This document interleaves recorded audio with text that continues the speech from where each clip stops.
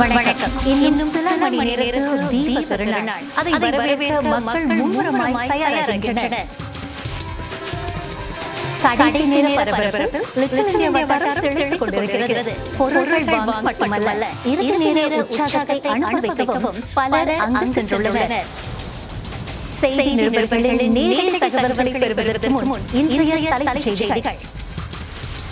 வீடுகளில் தீ பாதுகாப்பு பற்றிய விழிப்புணர்வை ஏற்படுத்த தேசிய இயக்கம் தொடங்கப்பட்டுள்ளது. வீடமைப்பு வளர்ச்சிக் கழக வீடுகளின் கீழ்த்தளத்தில் மக்கள் இனி அஞ்சல்களை அனுப்ப முடியும். சிங்கப்பூர் போஸ்டின் முன்னோடி திட்டம் 5 வட்டாரங்களில் அந்த வசதியை கொடுக்கிறது. சஃப்ரா ஜூரோம் 2028ஆம் ஆண்டுக்குள் பெரிய அளவில் புதுப்பிக்கப்பட உள்ளது.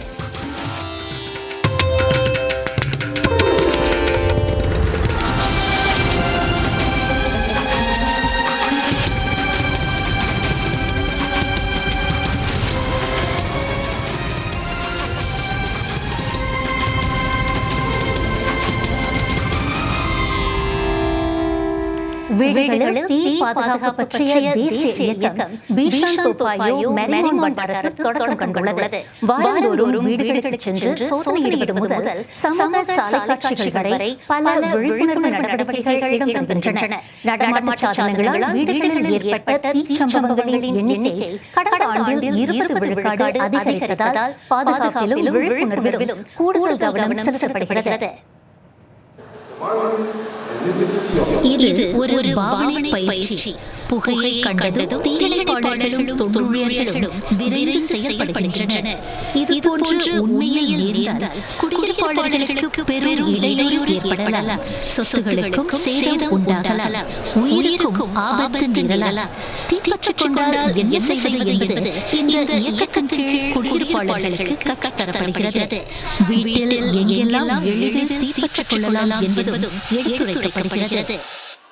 When we are ready, when we are prepared, we increase our level. பாதுகாப்புக்கும் தயார் நிலைக்கும் அனைவரும் கடப்பாடு தெரிவிப்பது முக்கியம் என்று தேசிய வளர்ச்சி அமைச்சர் ஸ்ரீகாந்த் சொன்னார். குடியிருப்பு பேட்டைகளில், பொது இடங்களில் நகரமன்றங்கள் கூடுதல் சோதனைகளை நடத்தும் என்றும் அவர் தெரிவித்தார். வீடமைப்பு வளர்ச்சிக் கழக வீடுகளின் கீழ்த்தளத்தில் மக்கள் இனி அஞ்சல்களை அனுப்பலாம். சிங்கப்பூர் போஸ்டின் முன்னோடி திட்டம் 5 வட்டாரங்களில் ஆண்டு இறுதி வரை தொடரும். பொங்கோல், மரீன் பரேட், அப்பர் புன் கேங், புக்கிட் பஞ்சாங், புக்கிட் பங்கோக் ஆகிய இடங்களில் உள்ள 220க்கும் மேற்பட்ட பிளாக்குகளில் அந்த வசதி இருக்கும். கடிதங்களை பெறவும் எளிதில் அனுப்பவும் கழக வீடுகளுக்கு கீழே உள்ள அஞ்சல் பெட்டிகளை பயன்படுத்தலாம். கடிதங்களையும் சிறிய பொட்டலங்களையும் அஞ்சல்காரர்கள் நாள்தோறும் சேகரித்துக் கொள்வர் என்று சிங்கப்பூர் சொன்னது. தற்போது சிங்கப்பூரில் 785 அஞ்சல் பெட்டிகள் உள்ளன. புதிய முயற்சியால் வேலைகள் எப்படி மேம்படுகின்றன என்பதை கண்காணிக்கவிருப்பதாகவும் நிறுவனம் கூறியது. மக்களிடமிருந்து கருத்துக்கள் திரட்டப்படும். திட்டம் வெற்றியடைந்தால் பிற வட்டாரங்களுக்கும் அது விரிவுபடுத்தப்படும் என்றது சிங்கப்பூர். பிக் லாக்கர்ஸ் எனும் அதன் புதிய பெட்டகங்களும் விரிவாக்கத்தின் முயற்சி. வாடிக்கையாளர்களின் தேவையை தொடர்ந்து ஈடுகட்ட அது உதவுவதாய் சிங்கப்பூர் கூறியது. சஃப்ரா ஜூரோ 2028ஆம் ஆண்டுக்குள் பெரிய அளவில் புதுப்பிக்கப்பட உள்ளது. உல்லாச தலம் போன்று அது மாற்றியமைக்கப்படும். அடுத்த ஆண்டு பிற்பாதியில் புதுப்பிப்பு பணிகள் தொடங்கும். நிலையம் தொடர்ந்து செயல்படும். சஃப்ரா ஜூரோ எதிர்காலத்தில் இப்படித்தான் காட்சியளிக்கும். நீச்சல் குளங்கள், அறிவார்ந்த உடற்பயிற்சி கூடங்கள், புதிய உணவு கடைகள் முதலியன அங்கு இருக்கும். நீச்சல் குளங்களில் நீர் விளையாட்டு அம்சங்கள் சேர்க்கப்படும். பிள்ளைகளுக்கான விளையாட்டு மைதானம் மேம்படுத்தப்படும். கேளிக்கை பகுதிகளும் சேர்க்கப்பட உள்ளன. 16 ஆண்டாக செயல்பட்டு வரும் நிலையம் புதுப்பிக்கப்படுவதை காண ஆவலுடன் இருப்பதாய் மேற்கில் குடியிருப்போர் கூறினர். தேசிய சேவையாளர்களும் அவர்கள் குடும்பத்தார் கொடுத்த கருத்துக்களுக்கு ஏற்ப திட்டங்கள் வகுக்கப்பட்டன. சிங்கப்பூர் முழுவதும் உள்ள சஃப்ரா நிலையங்கள் புதுப்பிக்கப்பட உள்ளன. இந்த வார இறுதியில் நடந்த நிகழ்ச்சியில் ஸ்விம் ஃபார் ஹோப் இயக்கத்துக்காக 290,000 வெள்ளி நிதி திரட்டப்பட்டது. 5,500க்கும் அதிகமானோர் தங்களின் ஆதரவை தெரிவிக்க நீண்டினர். அவர்களில் பாதிக்கும் மேற்பட்டோர் கடற்படையினர்.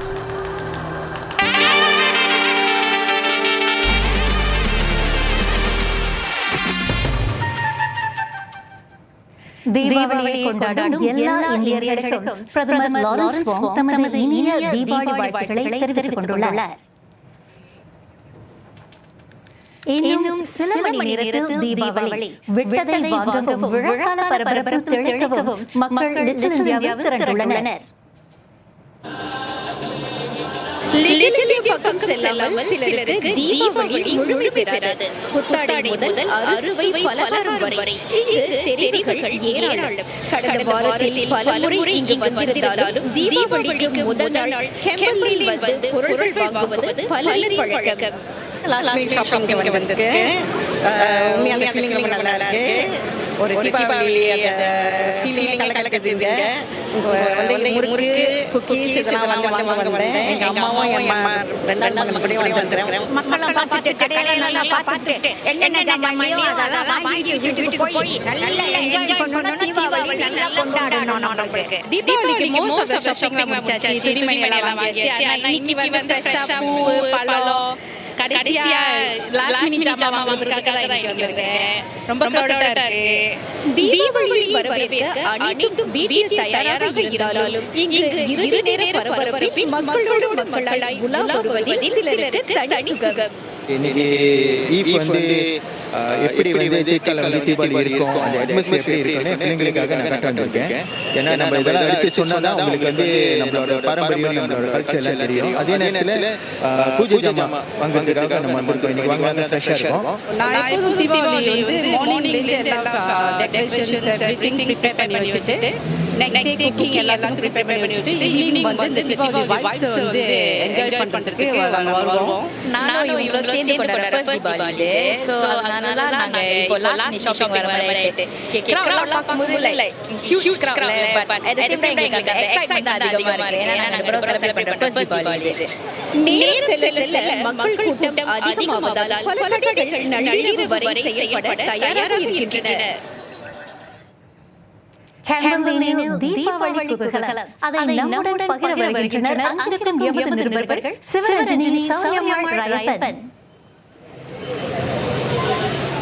வடகர்நாடகா இந்த வட்டாரத்தில் எங்கு திரும்பினாலும் மக்கள் கூட்டம் அளவில்லாத மகிழ்ச்சி, ஒருவித பரபரப்பு என்று சொல்ல வேண்டும். நாங்கள் இருவரும் இங்கு மாலை 5 மணிக்கு வந்தோம். ஆனால் காலையிலிருந்தே மக்கள் பொருட்கள் வாங்க இங்கு வருவதாக பல கடைக்காரர்கள் எங்களிடம் தெரிவித்தனர். நேரமாக கூட்டம் அதிகமாகிக் கொண்டிருக்கிறது, குறைபாடு இல்லை. ஆமாம் ரஞ்சினி, மக்கள் கூட்டத்தை சமாளிக்க கடைக்காரர்களும் மிகவும் விறுவிறுப்பாக வியாபாரம் செய்து கொண்டிருக்கின்றனர். ஒவ்வொரு கடைகளிலும் மக்கள் கூட்டம் அலைமோதுகிறது. இருந்தபோதிலும் கடைக்காரர்கள் முகத்தில் எந்த சோர்வும் தென்படவில்லை. தீபாவளிக்கு பெயர் போனது கேம்பல். மக்கள் அனைவரும் சொல்லும் இந்த பரபரப்பு என்னவென்று தெரிந்து கொள்ள நாங்களும் கேம்பலினுக்குள் நுழைந்தோம். பெரும்பாலும் அந்த சாலையை கடப்பதற்கு 2 நிமிடங்கள் போதும். ஆனால் இன்று எங்களுக்கு கிட்டத்தட்ட 20 நிமிடங்கள் பிடித்தது. மக்களோடு மக்களாக கூட்ட நெரிசலில் இந்த விழாக்கால பரபரப்பில் சேர்ந்து கொண்டது ஒரு தனி அனுபவம் என்றுதான் சொல்ல வேண்டும். இன்றைய நாளை தவறவிட்டால் அடுத்த ஆண்டு தீபாவளி சந்தை வரும் வரை அனைவரும் காத்திருக்க வேண்டும். அதற்காகவே இங்கு தீபாவளி கொண்டாடுவோர் தவிர்த்து மற்ற இனத்தவர்களையும் காண முடிகிறது. அது மட்டுமல்ல, பல நாள் பார்க்காதவர்களை சந்திப்பது, முன்பு தெரியாதவர்களுக்கு தீபாவளி வாழ்த்துக்களை தெரிவிப்பது என பல அழகிய தருணங்களை கண்டு ரசிக்கும் வாய்ப்பு எங்களுக்கு கிடைத்தது. இன்னும் சில மணி நேரத்தில் தீபாவளி. இந்த தீபாவளி சிறப்பான ஒன்றாக செய்தி ரசிகர்களுக்கு அமைய எங்களுடைய தீபாவளி வாழ்த்துக்கள். செய்திக்காக நான் சிவரஞ்சனி, நான் சௌரியம்மாள் ராயப்பன். நன்றி ரஞ்சினி. சௌரி. அதிபர் ட்ரம்புக்கு எதிராக அமெரிக்காவின் பல பகுதிகளில் ஆர்ப்பாட்டம்.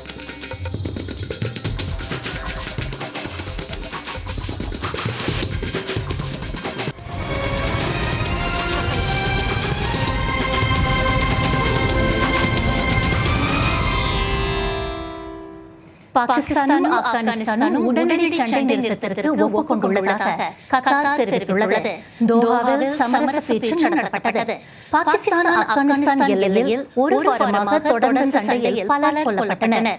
நூற்றுக்கணக்கானோர் காயமடைந்தனர். இனி அங்கு அமைதி திரும்பலாம். துருக்கியுடன் இணைந்து சமரச முயற்சியில் ஈடுபட்டது கத்தார். இனி பாகிஸ்தானும் ஆப்கானிஸ்தானும் அமைதி நிலைத்தன்மையை நிலைநாட்டும் முயற்சிகளில் ஈடுபடும். சண்டை நிறுத்தத்தை கட்டிக்காத்து நடைமுறைப்படுத்த இருதரப்பும் விரைவில் சந்தித்து பேசும் என்று கத்தார் தெரிவித்தது.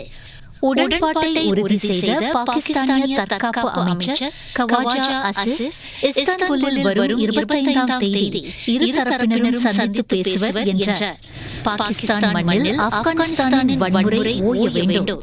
இரு நாடுகளும் ஒன்று மற்றொன்றின் அரசுரிமையை மதித்து நடக்க வேண்டும் என்றார் அவர். ஆப்கானிஸ்தான் பாகிஸ்தான் இடையே பல்லாண்டாய் நீடிக்கும் மோசமான நெருக்கடியை தணிக்க கத்தாரில் சமரச பேச்சு நடத்தப்பட்டது. ஹமாஸ் மேலும் 2 பிணையாளிகளின் உடல்களை ஒப்படைத்திருப்பதாக இஸ்ரேல் தெரிவித்துள்ளது. அனைத்து பிணையாளிகளின் உடல்களையும் ஒப்படைக்க வேண்டும் என்று இஸ்ரேல் பிரதமர் பெஞ்சமின் நெட்டன்யாஹூ தொடர்ந்து நெருக்குதல் அளிக்கிறார். மறு அறிவிப்பு வரும் வரை காசாவுக்கும் எகிப்துக்கும் இடையிலான ராஃபா எல்லை தொடர்ந்து மூடப்பட்டிருக்கும் என்றார் அவர். உயிரிழந்த பிணையாளிகளின் உடல்கள் ஒப்படைக்கப்பட்டால் மட்டுமே உதவி பொருள் விநியோகத்திற்கு உயிர் நாடியான ராஃபா எல்லை மீண்டும் திறக்கப்படும் என்பதில் இஸ்ரேல் உறுதியாக இருக்கிறது. கடந்த ஆண்டு மே மாதத்திலிருந்து அந்த எல்லை மூடப்பட்டிருக்கிறது.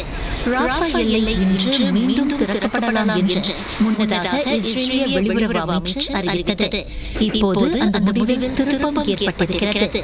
இது சண்டை நிறுத்த உடன்பாட்டை மீறும் செயல் என்று ஹமாஸ் சாடியது. இதுவரை 28 பிணையாளிகளில் 12 பேரின் உடல்களை ஹமாஸ் ஒப்படைத்துவிட்டது. எஞ்சிய உடல்களை மீட்க தேவையான சாதனங்களை ராஃபா வழியே பெற முடியும் என்கிறது. எல்லை மூடப்பட்டிருந்தால் எஞ்சிய சடலங்களை ஒப்படைப்பதில் கணிசமான தாமதம் ஏற்படும் என்றும் ஹமாஸ் சொல்கிறது.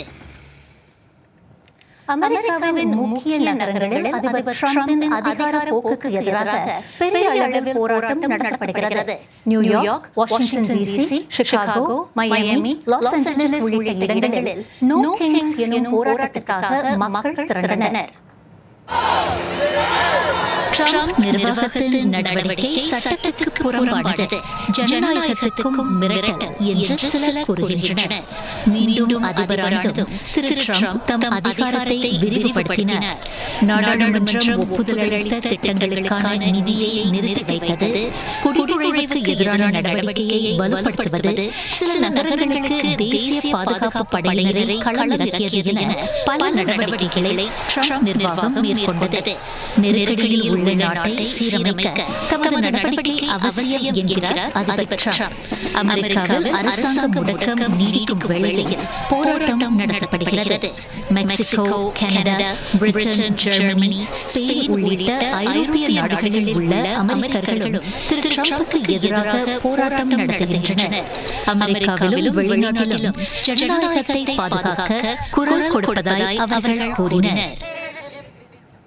ஜப்பானில் கூட்டணி அரசாங்கம் அமைக்கப்படக்கூடும்.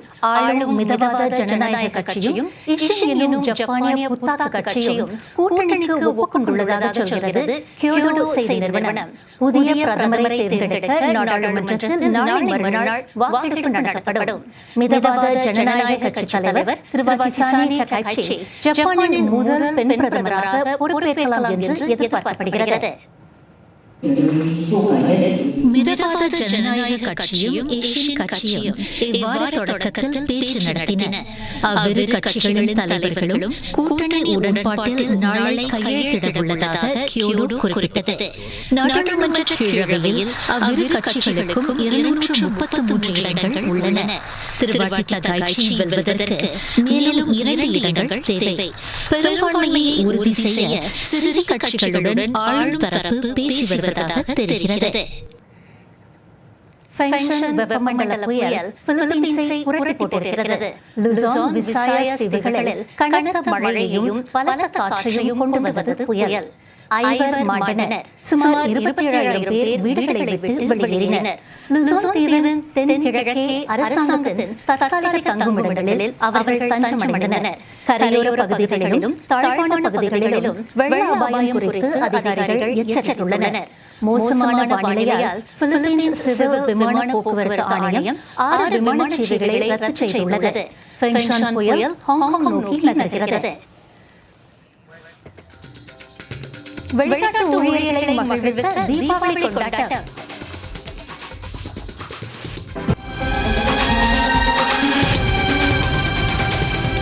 பேக்ரவுண்ட் பின்னணி.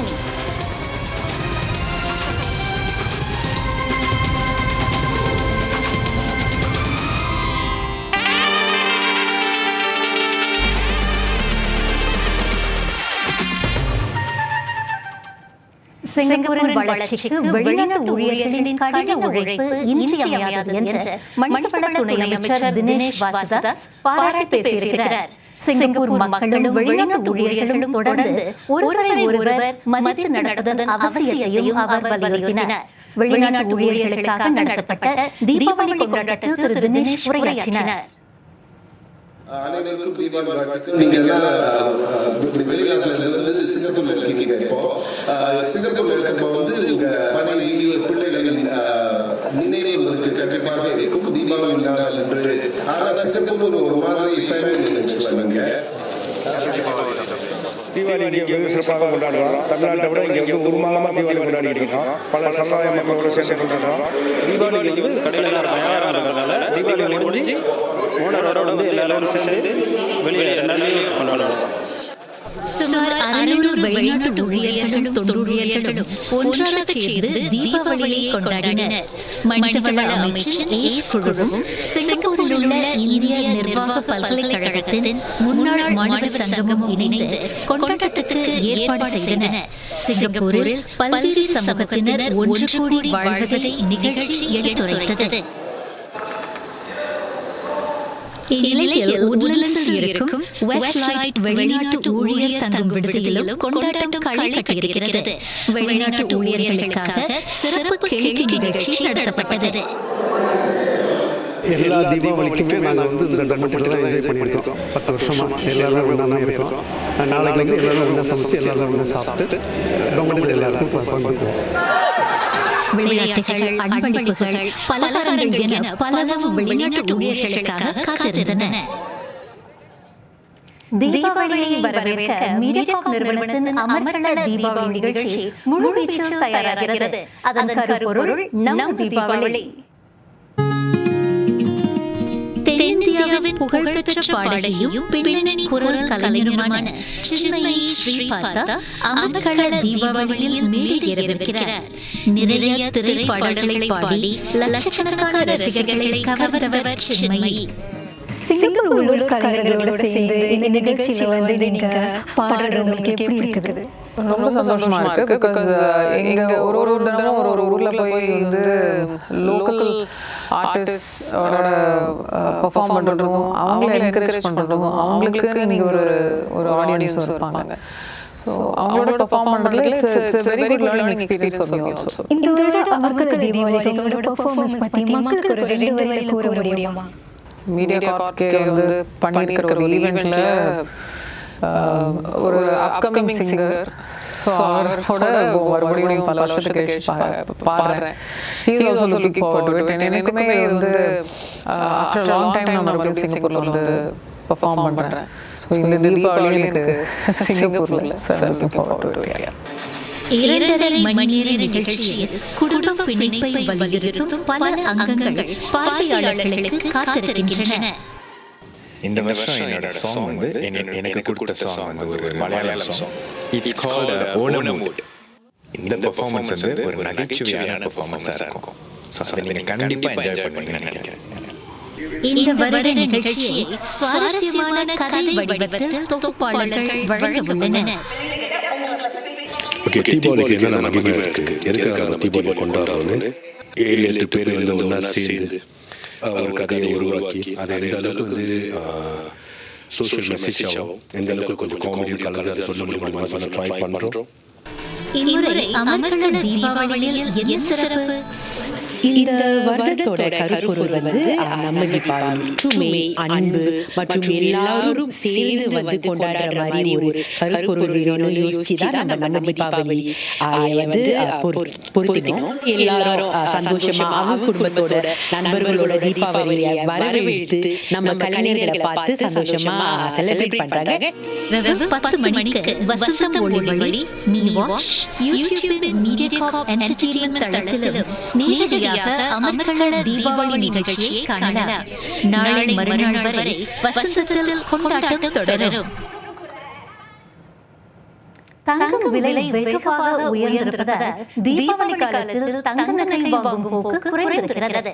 அதற்கு பதிலாக தங்க காசு, தங்க கட்டிகள் போன்றவற்றில் மக்கள் முதலீடு செய்கின்றனர். இன்று 1 கிராம் தங்கத்தின் விலை சுமார் $136. பண்டிகை காலத்தில் தங்கம் வாங்குவது மங்களம் என்று கருதப்படுகிறது. சீனாவுக்கு அடுத்து உலகிலேயே அதிகமாக தங்கம் வாங்குவோர் உள்ள நாடு இந்தியா. அங்கு இவ்வாண்டு ஒட்டுமொத்தமாக தங்கம் விற்பனை 15 விழுக்காடு வரை குறைந்திருக்கிறது. மக்களை தொடர்ந்து ஈர்க்க நகைக்கடைகள் பலவிதமான சலுகைகளை வழங்குகின்றன. விலை கூடினால் என்ன, தேவையிருந்தால் தங்கம் வாங்கித்தானே ஆக வேண்டும் என்று இவரை போன்ற வாடிக்கையாளர்கள் சொல்கின்றனர்.